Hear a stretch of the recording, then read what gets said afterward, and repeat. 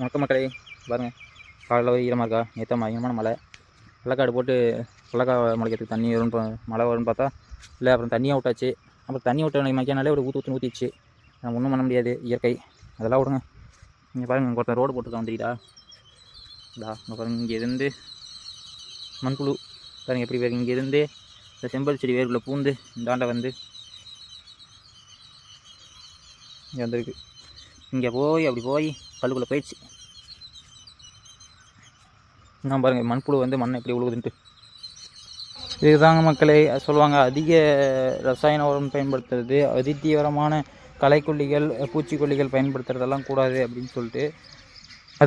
அது மட்டும் இல்லாமல் வந்து நீங்கள் பார்த்தீங்கன்னா இது சாப்பிட்டு போகிற எச்சம் வந்து பயங்கரமான உரம். அது நீங்கள் வயல்லையே தலதாம்பெல்லாம் வந்து எரிக்கிறீங்க, பழைய செடியோடதெல்லாம். அதெல்லாம் அப்படி பண்ணாமல் நீங்கள் ஒரு குழி மாதிரி வெட்டி அதை மண்புழு வாங்கி கம்போஸ்ட் பண்ணி போட்டிங்கன்னா மண்ணுக்கு அவ்வளோ நல்லது. மண்ணுக்குள்ளே வந்து மழை பெஞ்சனால மேலே ஒரு மாதிரி தெரியுது.